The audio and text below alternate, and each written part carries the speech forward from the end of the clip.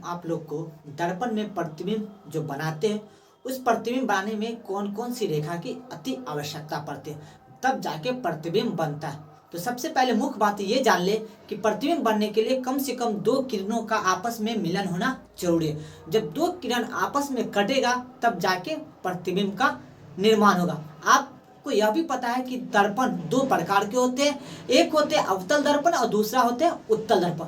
तो मैं आज आपको बारी बारी से बताऊंगी कौन कौन सा रेखा की आवश्यकता पड़ती है प्रतिबिंब बनाने के लिए। तो चलिए मैं आपको बताता हूँ। तो यहाँ पे मैंने दो दर्पण रख लिया, अवतल दर्पण और उत्तल दर्पण।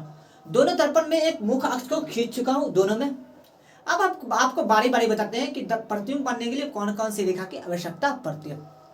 सबसे पहला पॉइंट, सबसे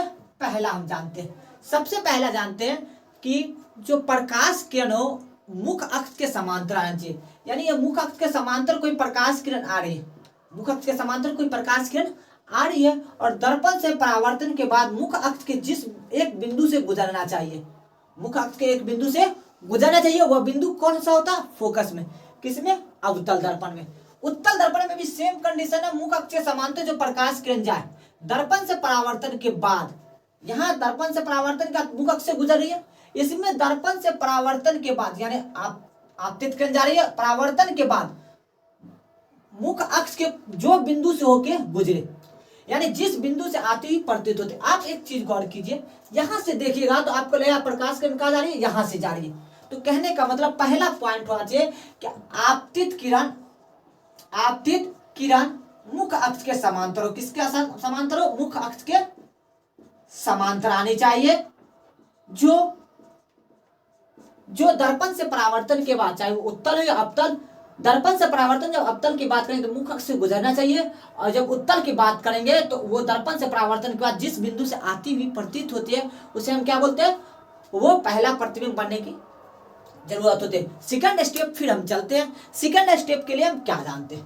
पहला हम जानेंगे, अब दूसरा जानते हैं। दूसरा है कि अगर प्रकाश किरण मुख्य अक्ष के जिस बिंदु यानी फोकस पर पड़े और परावर्तन के बाद कहां से गुजरना चाहिए? मुख्य अक्ष के समांतर। कहने का मतलब, चलिए हम इसको पहला पॉइंट आप समझ गए, दूसरा पॉइंट हम समझते हैं। ये कोई प्रकाश किरण है, क्या है? कोई प्रकाश किरण इधर से जा रही है, जाने के बाद मुख्य अक्ष के जिस बिंदु यानी किस पर पहुंचे? फोकस पर। किस पर पहुंचना चाहिए? फोकस पर। यानी आपतित किरण अगर फोकस पर आपतित हो तो दर्पण से परावर्तन के बाद मुख्य अक्ष क्या होना चाहिए? समांतर निकल जाना चाहिए प्रकाश किरण। सेम कंडीशन है, अगर कोई प्रकाश किरण कहां पड़ रही है? फोकस पे पड़े। क्या आप इस पर पड़े? देखो इधर से देखें तो क्या लग रहा है? फोकस पे पड़ रही है। दर्पण से परावर्तन के क्या दो? मुख्य अक्ष के समांतर निकल जाना चाहिए। यह है सेकंड पॉइंट प्रतिबिंब बनने का। अब चलते हैं थर्ड पॉइंट। दो पॉइंट को तो आप समझ चुके, थर्ड पॉइंट को हम समझते हैं। थर्ड पॉइंट क्या बोलता है? थर्ड पॉइंट बोलता है कि वक्ता केंद्र पर आपतित हो। किस पर हो? वक्ता केंद्र पर। वक्ता केंद्र कहते हैं दर्पण जिस गोले का भाग होता है उसके केंद्र को वक्ता केंद्र, यानी इसका वक्ता क्या होता है? फोकस से दुगुना होता है। सेम कंडीशन इसका क्या होगा? यहां होगा। हो गया। अगर कोई आपतित किरण वक्ता केंद्र पर पड़े, किस पर पड़े?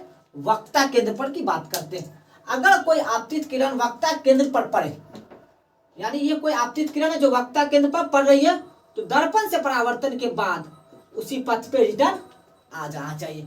यानी अगर अभिलंब, मानिए क्या हो गया? अभिलंब हो गया, क्योंकि आपतित किरण जिस पथ पे जा रही है परावर्तन के बाद अवतल दर्पण में उसी पथ पे आ जाएगी। सेम कंडीशन है, अगर कोई आपतित किरण लग रहा है का,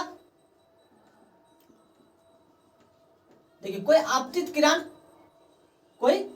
किरण किस पर पड़ रहा?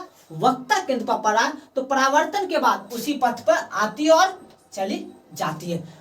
तो सेम कंडीशन है कि तीसरा क्या चाहिए कि वो प्रकाश किरण जो वक्ता केंद्र पर पड़े और परावर्तन के बाद उसी पथ पे लौट जाए।